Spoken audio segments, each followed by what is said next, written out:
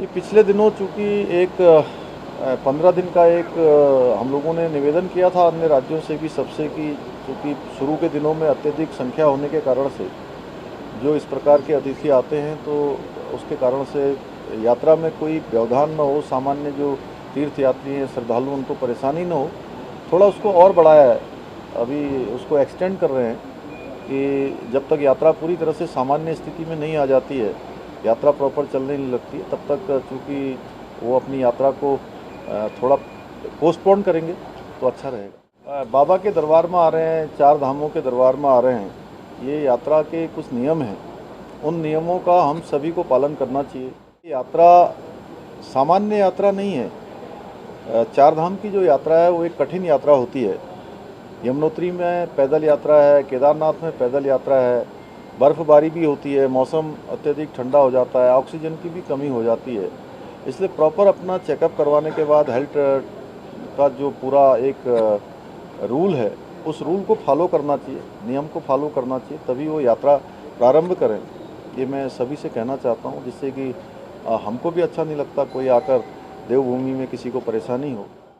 हमारी बहुत महत्वपूर्ण यात्रा चारधाम यात्रा चल रही है। उस यात्रा की समीक्षा आज की है मैंने, सभी उच्चाधिकारी भी थे और साथ में जिलों के अधिकारी भी, सभी प्रमुख अधिकारी जुड़े हुए थे।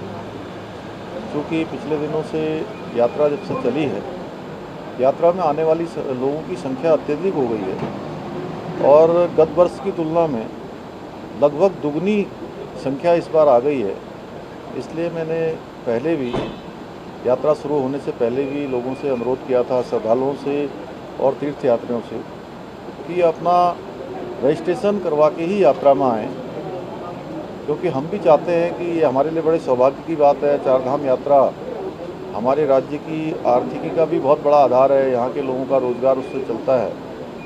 साथ में देश दुनिया के लोग आते हैं, उनका आतिथ्य हम करें, भगवान के दर्शन करने आते हैं, चारों धामों के दर्शन करने आते हैं, लेकिन उनको परेशानी होती है तो निश्चित रूप से हम भी स्वाभाविक रूप से परेशान होते हैं, स्वाभाविक रूप से हम भी कष्ट में आते हैं उनके कष्ट को देखकर। इसलिए आज उन सभी पहलुओं पर बात करी है कि ऑफलाइन रजिस्ट्रेशन है, ऑनलाइन रजिस्ट्रेशन है, लोगों का आना जाना है, उनके रास्ते में चूँकि संख्या अधिक होने के कारण से पहुँचने में भी देर हो रही है, एक धाम से दूसरे धाम पहुँचने में देर हो रही है। तो सभी की सुविधा के लिए और अच्छे से अच्छा यात्रा में जो भी है उसको करना है।